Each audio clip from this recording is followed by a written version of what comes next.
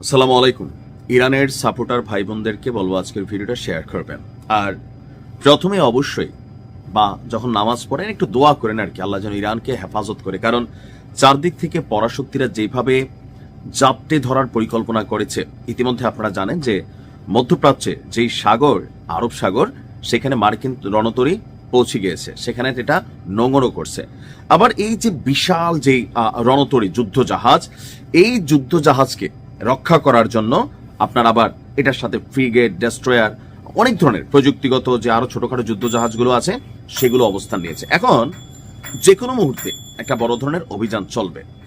তো এই অভিযানের মূল লিডটা এটা করবে মানে আমেরিকার যে বিমানবাহী রণতরীটা, যেটা আর কি বিশাল যুদ্ধ জাহাজটা, যেখান থেকে যুদ্ধ বিমানগুলো ফ্লাই করে। সো ইরানের প্রধান টার্গেটই হচ্ছে এই যুদ্ধ জাহাজটা। যদি এইটাকেই পানির নিচে ডুবাই দেওয়া যায় তাহলে কি হবে? যুদ্ধে অনেক বড় অ্যাডভান্টেজ পাবে ইরান। তো ইরান কি চুপচাপ বসে আছে? গণমাধ্যমগুলো বলছে ইরানও প্রস্তুত আমেরিকা অভিযান চালালে এটার বিপরীতে তারা জবাব দেওয়ার জন্য।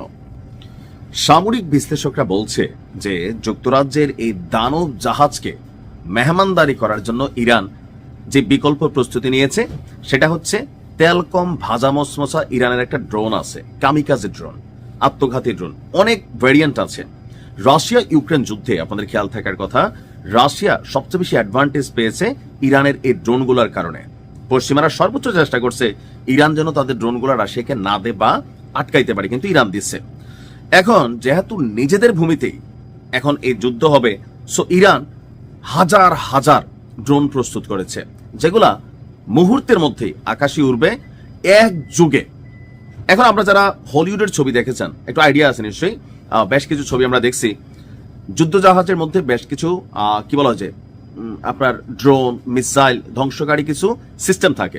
এখন এটা হয় কি যে একদিক থেকে আসতেছে, এটা তাৎক্ষণিকভাবে ওইটাকে ধ্বংস করতেছে, কিন্তু এক যুগে যদি হাজার হাজার ড্রোন এখানে অভিযান চালায় তাহলে মার্কিন যুক্তরাষ্ট্রের যে যুদ্ধ জাহাজ সেটা কি সেফটি নিতে পারবে?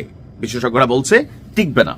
অর্থাৎ মার্কিন নৌবাহিনীর শক্তিশালী রণতরী এবং বিমানবাহী রণতরীর যেই মানে বহরটা আছে, স্ট্রাইক গ্রুপগুলো আছে, তাদের জন্য ইরানের স্বল্প মূল্যের ড্রোনের ঝাঁক এই মুহূর্তে একটা বড় ধরনের বাধার কারণ হয়ে দাঁড়াচ্ছে। কানাডার ভ্যাঙ্কুভার ভিত্তিক ড্রোন প্রস্তুতকারক প্রতিষ্ঠান ড্রাগন ফ্লাই এর যিনি সিইও এবং সহ প্রতিষ্ঠাতা আছেন ক্যামেরন, তিনি তার একটা বিশ্লেষণ তুলে ধরেছেন। তিনি বলছেন যে ইরান এখন তুলনামূলক সস্তা এবং চালকবিহীন আকাশযানের উপর ব্যাপকভাবে নির্ভর করছে। এটি এক ধরনের কার্যকর অপ্রতিসম যুদ্ধ কৌশল, যা দিয়ে অত্যন্ত ব্যয়বহুল এবং উন্নত সামরিক প্ল্যাটফর্মগুলোকে চ্যালেঞ্জ জানানো সম্ভব। বলা হচ্ছে যে তার যুক্তি হচ্ছে যে ইরান মাত্র কয়েক কোটি ডলার খরচ করে এমন ড্রোন সক্ষমতা তৈরি করেছে যা দিয়ে স্যাচুরেশন অ্যাটাক অথবা তীব্র গণ আক্রমণ চালানো সম্ভব। এতে স্বল্প মূল্যের ওয়ারহেড এবং সাধারণ লঞ্চ প্ল্যাটফর্ম ব্যবহার করা হয়। প্রতিরক্ষা যে ব্যবস্থা সেটাকে কি ফাঁকি দিতে সক্ষম? জি। তিনি বলছেন ড্রোনের বিশাল ঝাঁক যখন একসাথে আক্রমণ করে তখন প্রচলিত বিমান প্রতিরক্ষা, মিসাইল ডিফেন্স সিস্টেমগুলো সেই চাপের মুখে অকার্যকর হয়ে যেতে পারে। অর্থাৎ একসাথে শত শত হাজার হাজার ড্রোনের আক্রমণ সামলানোর জন্য যে সক্ষমতা প্রথাগত প্রতিরক্ষা ব্যবস্থা এটা পারবে না। আর উন্নত প্রযুক্তির বিরুদ্ধেও কৌশল। ড্রাগন ফ্লাই এর প্রধান বলছেন ইরান তাদের এই রিমোট কন্ট্রোল ড্রোনগুলোকে বিশেষভাবে নকশা করেছে যেন প্রযুক্তিগতভাবে উন্নত সামরিক ব্যবস্থার বিরুদ্ধে এটা লড়াই করতে পারে। আর প্রচলিত নৌ প্রতিরক্ষা ব্যবস্থা সাধারণত বড় মিসাইল বা যুদ্ধ বিমান মোকাবিলার জন্য তৈরি, কিন্তু ছোট ছোট বা অসংখ্য ড্রোন একসাথে অভিযান চালালে সেই অভিযানকে মোকাবেলা করা অনেকটা অসম্ভব হয়ে পড়বে।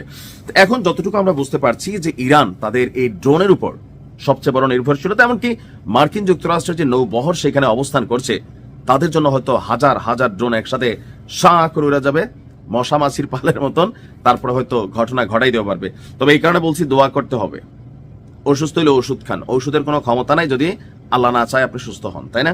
তো আমরা চাই আল্লাহ যেন দয়া করে ইরানের উপর সাহায্য করে। ভালো থাকুন। আসসালামু আলাইকুম।